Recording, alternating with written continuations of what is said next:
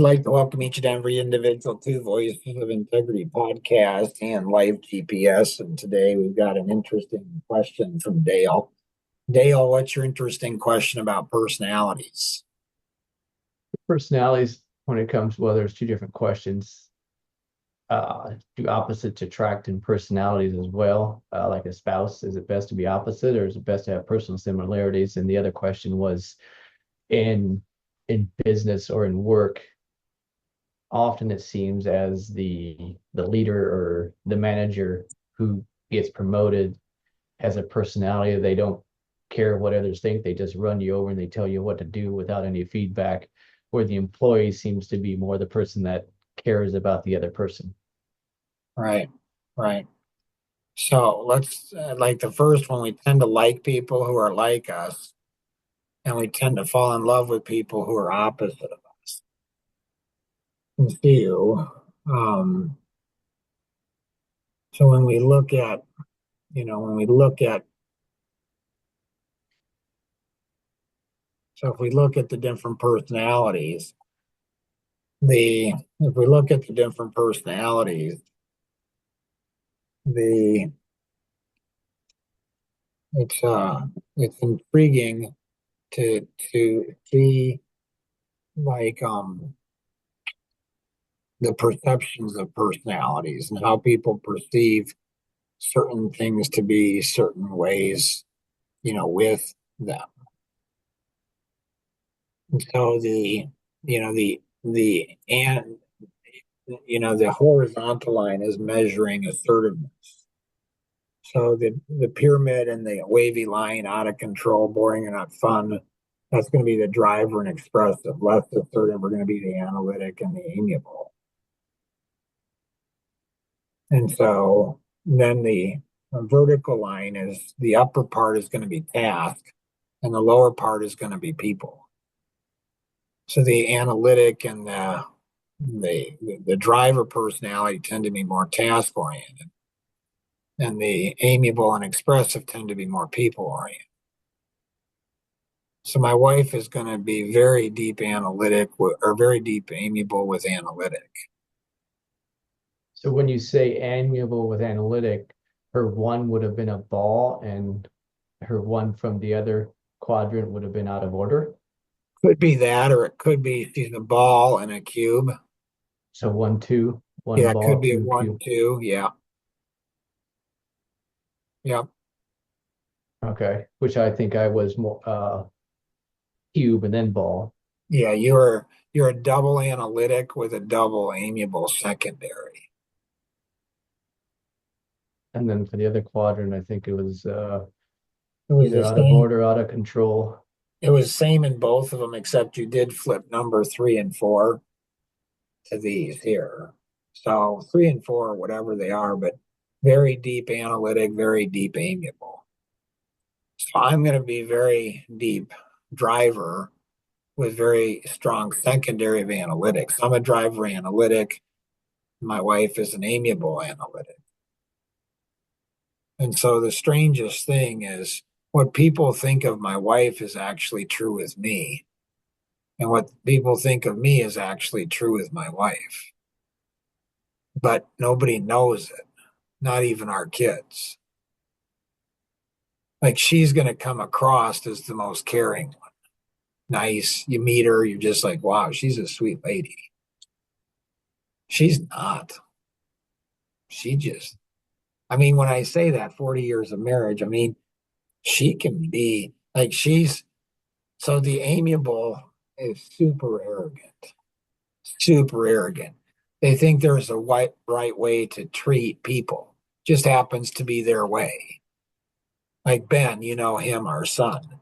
He's 5 years old. He comes up to me. I'm at the table and he's like, Dad, I think you're arrogant. He's five. And what is it? Is it because the words one chooses? No, it's because what they do is they manipulate. They're natural manipulators. They know how to manipulate. They tell everybody what they want to hear. So they learn at a very young age. Just tell people what they want to hear. When you tell people what they want to hear, people think you're nice.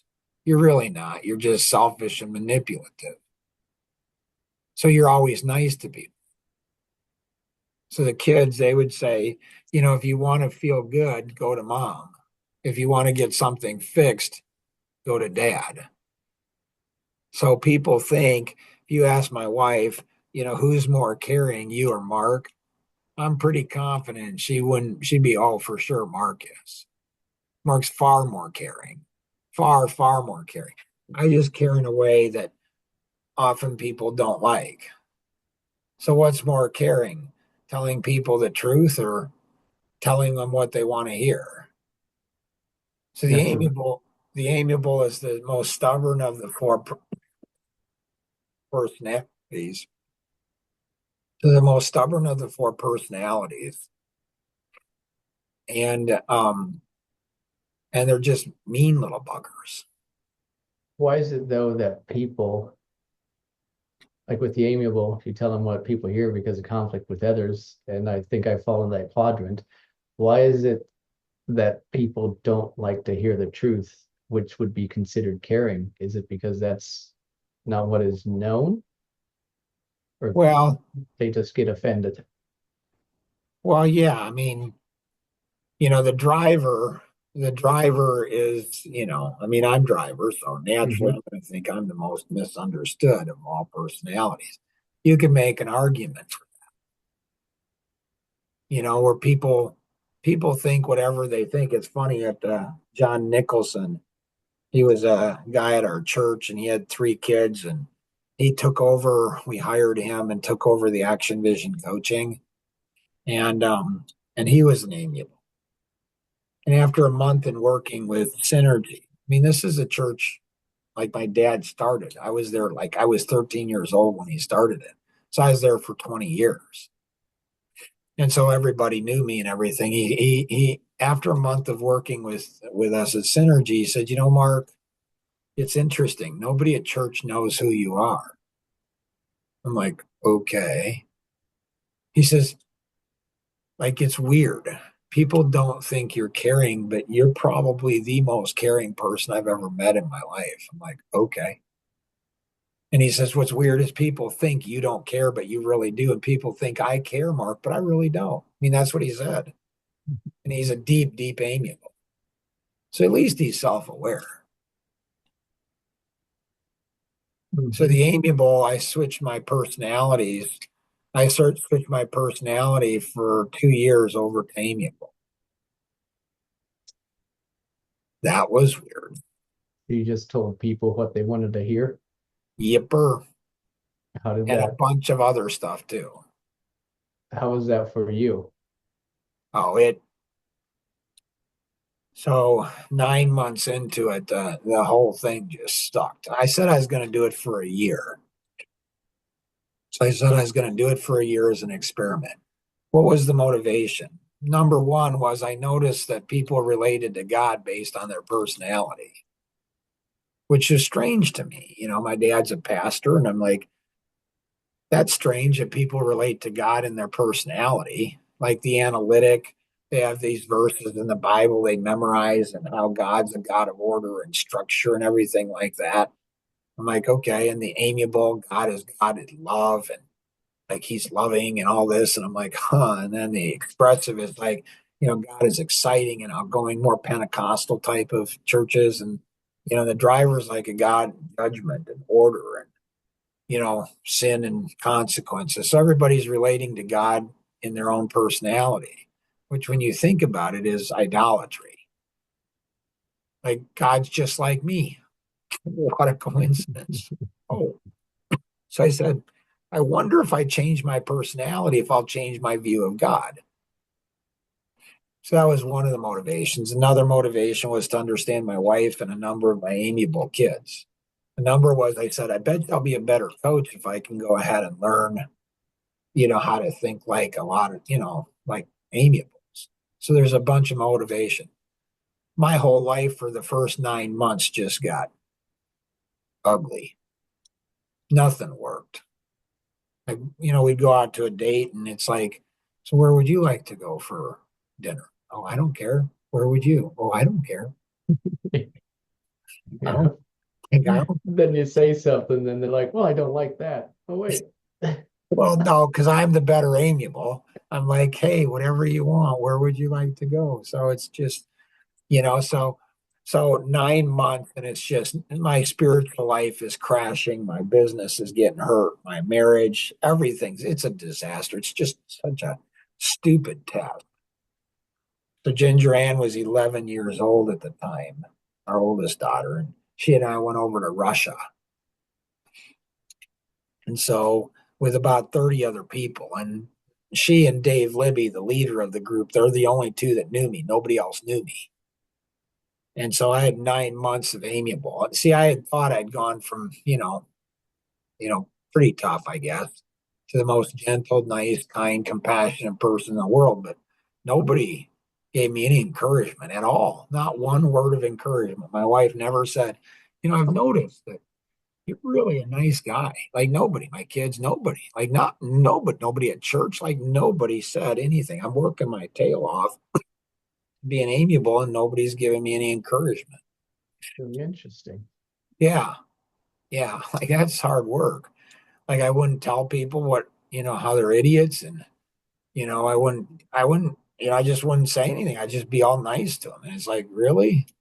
So when Anyways, you were driven and told people, I mean, whether not in like layman's terms, you're an idiot, but told them what they didn't want to hear, did you get that feedback more often that you're a nice guy?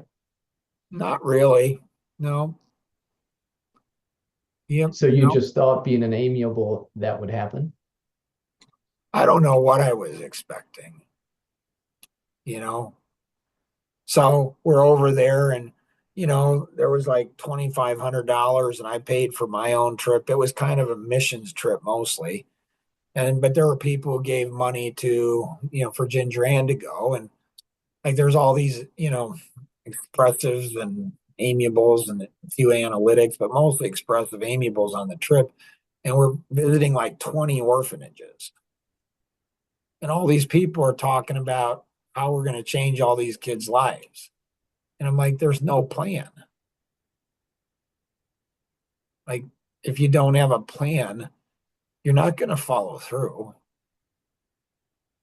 And so I go, hey, I'm thinking, okay, amiables, they're not the strongest goal setters in the world. Let's say that. But I'm like, I could be a kind of a. So I said, how about what do you guys think? Like my best amiable voice, like, hey, what does everybody think? Maybe about having a plan or something. And everybody's like, oh, that's awesome, Mark. That's a great idea. Yeah, go do that. So so I did it, built a plan, had it by the next day. And I said to people, I said, hey, I got my plan. And they're like, yeah, we're not interested. And I'm like, well, this is not good stewardship. Like this is not good stewardship. So I'm going to have to go ahead and confront them. And I'm like, but an amiable wouldn't do it. I'm like, well, they're wrong. I mean, I'm going to have to, like, to not do this, I'm going to have to violate my conscience. I mean, I'm not going to hell for it, but God's not going to be happy with me. Like I'm sinning. I'm going to have to intentionally sin. And so I battled with that for a few hours on the bus to Kostroma. And I'm like, Mark, you have to be you can't you have to confront the situation. And I said, but you said you weren't going to. So I battled and eventually I gave in. I said, fine, I'll just sin. I'll just sin. Like, stupid test. It's interesting how the different personalities with the perspective of what's really bad and Right? what's good. My wife, she lies and she's not telling the truth. And I'm like, sweetheart, that's a lie. She's like, well, yeah, but it's nice. I'm being nice. I'm like, how is lying nice? Like, I don't understand. It's like a weird to me. Anyways, so finally I just like, you know what? God's gonna judge me, whatever is gonna happen. And then the next day we're driving in a bus, and my daughter and Ginger Ann, she's this little petite blonde, and she's an amiable analytic. always follows rules, sweetest, nicest, like she just like a dream. The other six sibling called her the golden child. Like she followed rules. Like she is a sweet kid. So she's sitting beside me, and two people come up to me, and two people come up and they kind of lean over the seat and say, "Mark, we want to just tell you something." I'm like, "Okay." When we look into your eyes, we just see all kinds of love and compassion, and like you are the most loving person we know. Now, the amiable gets that all the time. The driver, not once in their life. I'm like, wow, what is this sweet 11-year-old petite, amiable, analytic, girl do? She starts laughing. What? She starts laughing and says, "Oh, you don't know my dad." I'm like, really? Like, I go halfway around the world. I actually purposely intentionally sin. And then Dave Libby, he's the other one, and he started laughing and says, "Oh yeah, no, he's not. Yeah, no." And I'm like, huh. Well, this is an interesting experiment. And then I said, I wonder if this is what happens to people around me. I wonder if this is what happens with my wife. Like does she try to set goals and she works hard and I don't even see the movement?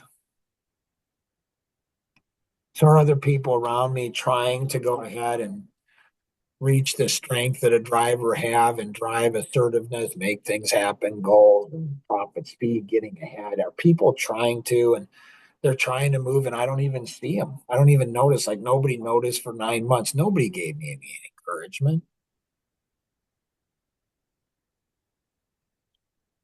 I And find so that's I said I was going to do it for a year. And that one trip to Russia encouraged me. And I said that gave me enough of a boost. And I went on and did it for 2 years in a row. Mhm. And it did Wow. change my view of God and my view of amiables. I used to think I used to think them as being weak, especially men, like weak and, just weak people. But I didn't have issues. I didn't have any issues with bitterness before those 2 years. But when I became an amiable, I had issues with bitterness. I could feel it. And I'm like, oh, it's hard not correcting it's hard just taking it on the chin. It's hard. So they have different strengths, very different strengths. And so things that I didn't see about them until I experienced that. And so it was a different view of God. My view of God did change. Hmm. My understanding of God changed. Oh, it's very interesting that it went that deep. That Oh yeah, switching to an amiable internally changed your thoughts as well, not just acting to be it, but also it's like they say an actor becomes once they really get involved in their so deep in the character, it actually can change who they are. right. So I became an amiable. People don't like when I become amiable. Because you just lie to everybody, tell everybody they're nice. Pretty much. I Yeah. could see that falls within inside me somewhat, or else if I don't want to lie, I just don't say anything at all. Right. Instead of lying, because I was like, well, that's not the truth, so I just don't say it. Right. And that's a kind thing to do. Or a driven person would just tell the person A driven, or I what would call him a caring person. caring person would tell people what they don't want to hear, but you want to give them the truth. Which at Right. times when I tell people, my wife as well, and I tell myself this also, it's like, well, if it's the truth and you don't like the truth, fix it. Otherwise, if you don't want to fix it, just stick to it and don't get upset about it. You know? And so if the truth hurts, it was meant to. The more it hurts, probably the more truth there was to it. Absolutely. So, I stick to that as well. and so it's yeah, the journey. I mean, it was a wild 2 years, wild 2 years. So then I went ahead and after 2 years of doing that, I said, okay, I'm going to go after the expressive. And so I did that for a year. That created so much mental trauma in my brain. It just messed my brain up totally. And it took me, I think it was 7 years to heal from that. Wow. And that is, how did you become expressive? Is that the personality that people are just very go, go, go, very high adventure? High adventure, high risk, it's the year after 7 years of healing from it. Then I went into it again and I spent 2 years in it. And then I think I cracked the code to it. And so, but it's the 1 year of expressive is the year my kids remember most of me being a dad. That's the dad. That's the year they love me as a dad. Did it wear you out like physically? Because I'm trying to think Physically, this through. mentally, You just tried to and always do everything fun. not yeah, not always, but just I just ramp it up. And so we'd have food fights. Like we just did crazy stuff. When I told my wife, I think I'm going to do this another year, she said, trust me, you're not. Like, you know, and so, yeah, that's another podcast. That was just brutal. So my kids say, Dad, you're not bipolar, you're quad or quinpolar. They say there's a fine line between genius and insanity. You crossed that line many years ago. I'm sure they're talking about genius. I'm sure that's what they're talking about. Absolutely. Yeah, and so I've taken my mind, it seems like where very few people take their mind. I don't know. Why do you do it? Because I can. I mean, what else am I going to do with my mind? I mean, try different things and see what works and what doesn't. To go back to my original question with like a leader manager compared to an employee, is there a personality? Does a driven personality Yeah, have good a question. higher chance of Good- becoming the manager and just runs people over? Yeah, good question. So the driver will often be owner of a company or the top person because they have the mindset of what it takes. When people say they don't care, they may care actually more than anybody else does, but how they show their care is very different. So most people care more about the relationship, far more about the relationship than they do about you. With me, I'll care more about you than I do our relationship. And so there's not very many people you'll find like that in your life. So I will continue to put friendships on the line continually, um, because I care more about the person than I do the relationship. What's the best way for somebody that's not that personality to respond to them or Yeah. to Let me answer react, I guess, or let me reply? answer let me answer a question that you'd asked before in marriage. Is it better to be opposite or the same? It's not better, it's just different. So you can have, I've seen two analytics get married, two amiables get married. Once in a while there's two expresses, but not as much, and not very often the drivers. But you can have them. And it's just like a company. Is it better to have everybody in the company the same personality? It's easier, but they're not as strong. So a marriage that's going to go ahead, a marriage will almost always have to be stronger if you have opposite personalities. So the amount of work that my wife and I, one of us, at least one of us, is going to have to do.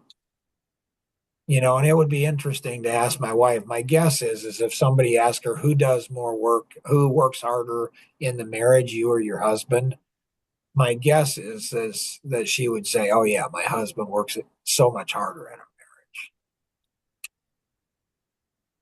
But that's not because I'm a good person. It's just I understand, like wisdom.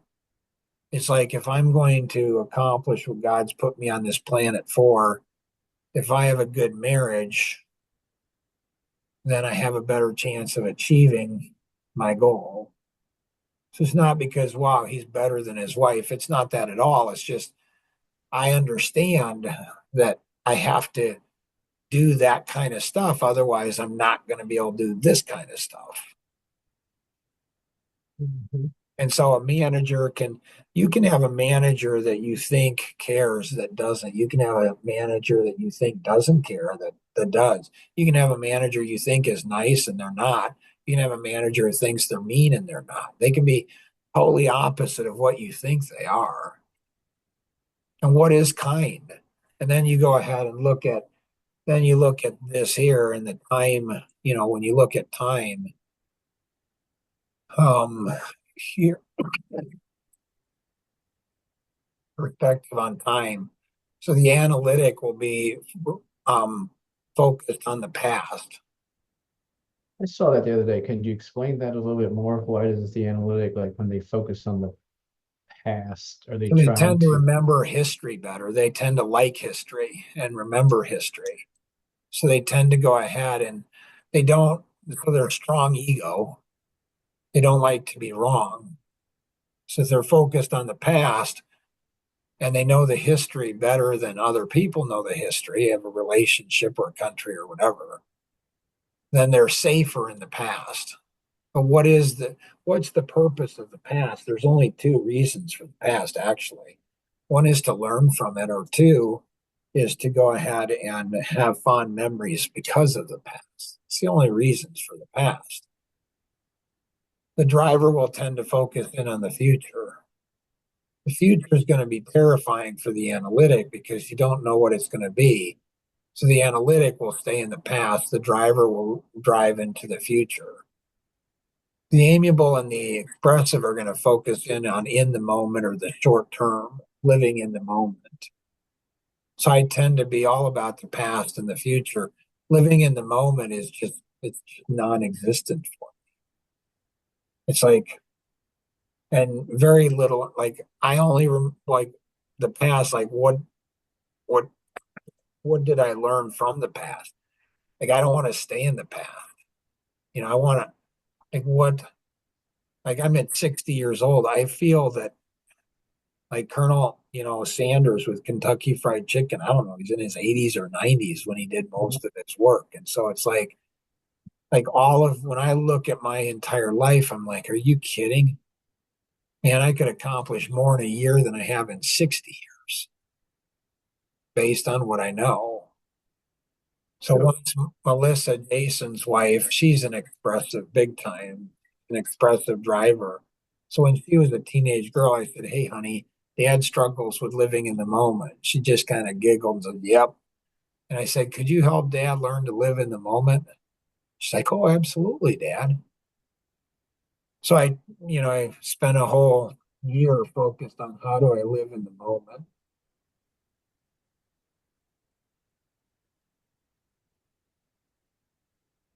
you freeze? No, I had What's it.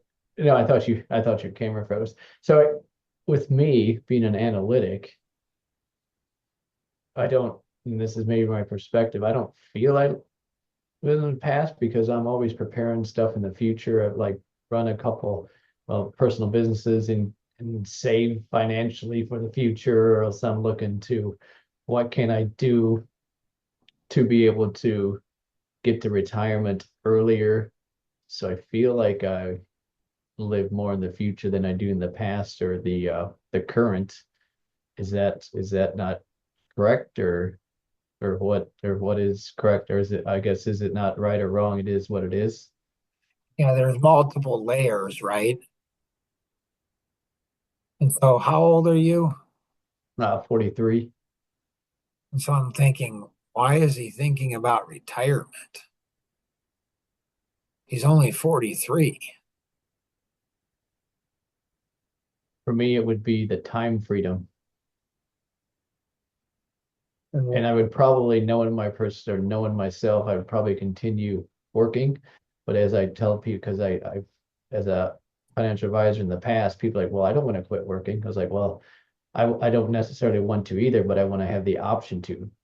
That way, if Right. I don't want to quit, Right. I don't So, have to. so, right. So when, based on your current trajectory and all that kind of stuff, when do you think you'll be able to get into that position? I'm not, I don't have an actual date or precise goal because Yeah. that is one of the things with the personalities. I know I need to have goals. I write goals down and then I stick to them for so long, then I don't uh, follow Right. through. And I see other people, yeah, they have the goals and it works. And it's like, well, if it works, I need to really stick to it. So Right. I just So, add to what is needed, I guess, to try to get there. I don't have an actual, because I don't know what the market returns are going to be necessarily. Obviously, there are estimates out there. right. Uh, So your analytic wants safety.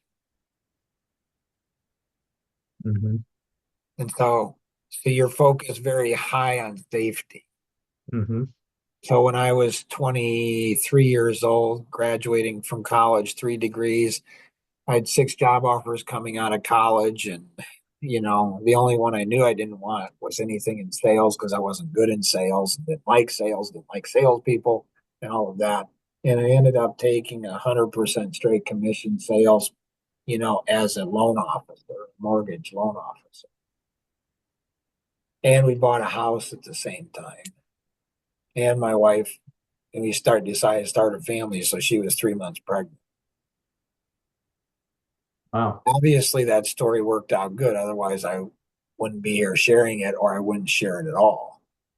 It's always funny what stories gets told and which ones don't. But the first 3 months, I made $1 an hour, and that was Wow. not, yeah. I went to the president of the company. Literally pounded on his desk, and I said, Tony, I'm doing everything you guys are telling me to do. None of it's working. He said, well, Mark, it takes 12 to 18 months to really build your business. Well, I didn't have 12 to 18 months. Mhm, They didn't tell me that at the beginning either, which kind of mhm, irritated me, but what am I going to do? You know, mhm. 3 out of those 6 jobs said, Mark, your profile, your experience. So with the 3 degrees, and then I had 6 years of management, I'd started my own company. So my resume looked really good. Um, Not saying it was good, but it looked good. So 3 of the job offers said, hey, if something doesn't work out where you're going, we want you. And, when you're making $1 an hour and your wife is now 6 months pregnant, you start to go, huh, you know? And I said, well, Mark, you've never stopped. You've never quitted anything. You've never failed. You're not going to do it now. So I said to the president, I said, I don't have 12 to 18 months. He said, well, what do you think you ought to do? And I said, well, I think I ought to do this, this, and this. He said, well, go do it. Really? So I did. And fortunately for me, I'd owned a number of my own companies while I was in high school and college. One of them was a computer company. So I had more computing power at home than the whole company had. So I started developing tools and systems that helped me be more efficient. It took me a month to come up with the first one. So I accomplished more. I accomplished more. So it took me a month to come up with the first one. So I'd been out there for 4 months. And once I had that first tool, I accomplished more in a week than I had in 4 months. 6 months after I joined that company, I was promoted to a regional manager. 6 months after that, marketing manager. And then a year and a half after that, offered a position as vice president of sales with an equity position in the company. My goal was to go ahead and um, to be in a six figure income within 7 years. And I accomplished that in a year and a half. At the age of 27, I had over $1 million in equity, and I was on track to make over $460,000. And I Wow. resigned from that company, gave that up with 3 kids to start Synergy Solutions, and we didn't even have a product or service. So it's been a it's been a crazy, crazy life. Crazy, crazy life. No, it appears so with all the work that you've done and all the links and all the, like I said earlier, the rabbit holes I've gone down. It's like, man, there's just a lot that you've spent on. Yeah, I want to help the next generations be able to see greater success than I have with less work, with less sacrifices, and with less risk. And so I give 97% of all my intellectual property away. I don't make any money on 97% of what I know. I only make money on 3%, which is the Action Vision coaching system. That's the only thing I make money So that's still in works to this day. That's still something that you do on. Yeah. actively. Yep. Yep. Yep. So That's the thing that's over the last 33 years have been the economic engine to go ahead and support my family, and have the freedom that I've had. And so I'm the kind of guy I'd rather die in the jungle than live in the zoo, mhm. you know? And so when I was 24 years old, three kids, three young kids, and I walked away from $1 million in equity and $460,000 a year. And the reason for that is because the owner was putting the golden handcuffs on me. And I'm like, yep, that's not going to happen. No, so he tied that equity to a certain timeline. No, he was a little bit fuzzy. Didn't want to change. He didn't honor one of his bonuses, $5,000 bonus that he had agreed to.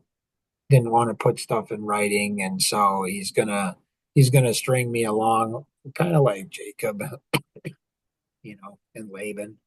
I've had that happen. That's no fun. That's no fun. Yep. Yeah, that's no fun. And Yeah. so, It doesn't help build trust in people. right, It makes me even more uh can't think of the word. cynical, Yeah, not her. guarded. Yep. Yeah, Like when yeah, we met for the first time, I was like, oh, what do you really want? What are you really, right, are you actually telling me what, are you just being nice? right. Right. That was until you got to know me. And then you're like, yeah, no, he's The way it probably not, is. he's not going to be nice to you. He just probably is not. I mean, he's just Just, it not. is what it is. Yep. Yeah. And so I don't know, maybe a year ago, maybe, yeah, 9 months, a year ago, something like that. We were doing our walk. So Roseanne and I walk around our property. And so we have 4 acres right on the river and then a pond. And so we have just gorgeous property. And I said, I think I understand one of my big purposes in life. And she said, what is it? And I said, to be screwed by people. And she's like, well, that's pretty negative. I said, oh, no, that's a good thing. She said, it is? I said, oh, yeah, it helps you to purify your heart. She's like, you're just weird. That's why I'd rather try to do something income wise that I don't have to work with people as much. My own my own input is what my output is, and I don't have to worry Yeah. what other people do. Yep. Well, um, hopefully that works out faster for you than it did me. I hope so too. We'll You see. know? Yeah. Yeah. It's a long, hard Well, road, which is not bad. It just the strength, the trick I have is like I've always thought that, when I die, I'm gonna be a billionaire. Thought that from when I was a little kid. and have a lot of billionaires around me. And I don't desire that. I don't want any of it, actually. The amount of responsibility that comes with that is just substantial. And so I'm trying to figure out now, how do you, if people don't go through the work I've gone through, if people don't go through the sacrifice I've made, if people don't take the risks that I've taken, but yet they go ahead and get all of, the benefits of all of those things that I've invested, 60 years of my life into. Are they going to have the character? Are they going to have the wisdom, the discipline to be able to properly manage that so it doesn't destroy them? I don't know. I felt the same way because I do take risks as well, as far as, yeah, just different businesses or different job opportunities or different things. And it's frustrating, but afterwards, it's always hindsight. It's like, oh, well, this helped out because I might not have been there that long, but I learned a lot through the process, and then it helped me move forward to the next situation. Right. So hopefully this is helpful to everybody today. If you find it is, think of, maybe two other people and you say, huh, that'd be interesting to share that. You know, always remember we can accomplish so much more together than we ever could on our own. Have an amazing day. Bye.